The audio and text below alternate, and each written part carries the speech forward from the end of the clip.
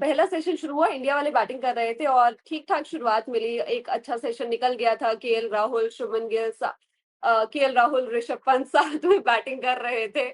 मेरा ना बिल्कुल वैसा हो रहा है जैसा लास्ट मोमेंट पे वो हुआ था ना कि केएल राहुल का 100 पूरा करवाना है लंच से पहले, तो वो चीज़ें चल रही थी। तो पहला सेशन बढ़िया शुरुआत और उसके बाद लंच का वो पानी पी आखिरी लीजिए, पानी पी लीजिए आराम से। हाँ, लंच का वो आखिरी ओवर और 3 गेंदें बची थी, मतलब वो चौथी मान लीजिए,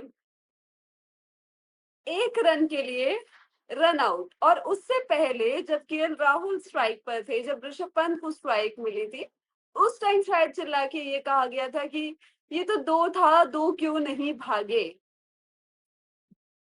अगर 2 भागते आप बताइए, दोनों एंड पर आपके फेवरेट प्लेयर्स थे, मैं सुनना चाहूँ आपकी आपकी जो इसलिए तो मैं ऐसे बोल रही हूँ। आपके दोनों दोनों एंड पर आपके फेवरेट प्लेयर्स थे। आप बताइए कि इस मूर्खता को क्या नाम दिया जाए। नहीं समझ में आया। पहला सेशन आपने बहुत अच्छे से निकाल लिया। आखिरी ओवर लंच से पहले केएल राहुल अपनी सेंचुरी के बहुत करीब, 2 रन की शायद उनको जरूरत थी।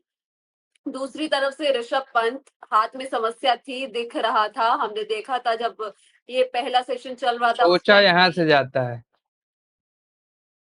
क्यों?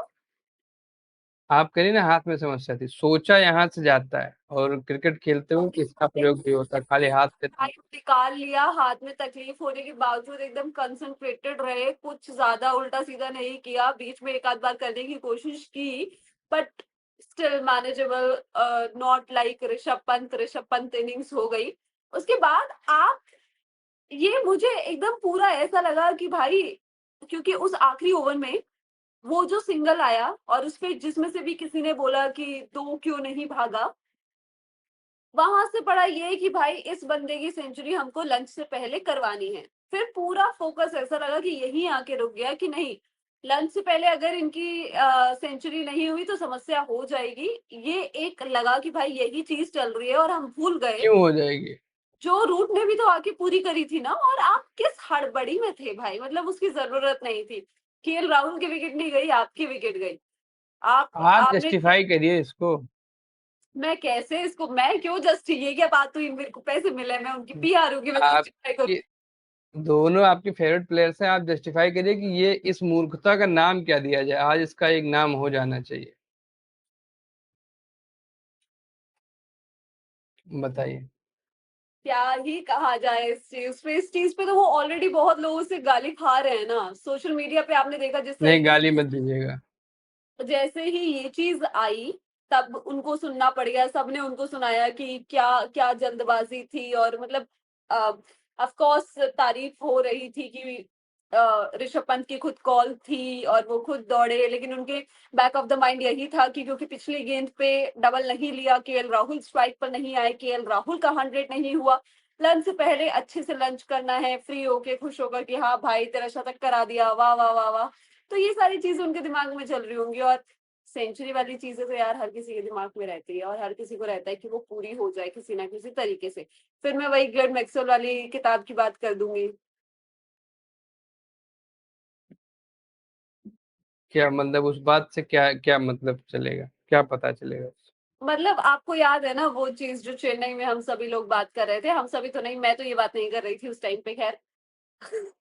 जो वो इंडिया वर्सेस ऑस्ट्रेलिया चेन्नई वाला मैच हुआ था वर्ल्ड कप का, उस टाइम तो वो चीज थी कि 100 रह गया, इतना बढ़िया मुकाबला निकाला लेकिन 100 रह गया।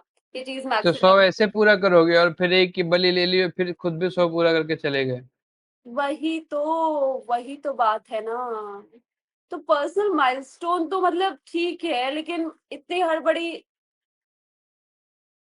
थोड़ी सी समझ नहीं आई। और ऐसा भी लगा ऋषभ पंत एक बार को कॉल करने के बाद थोड़े से श्योर नजर नहीं आए।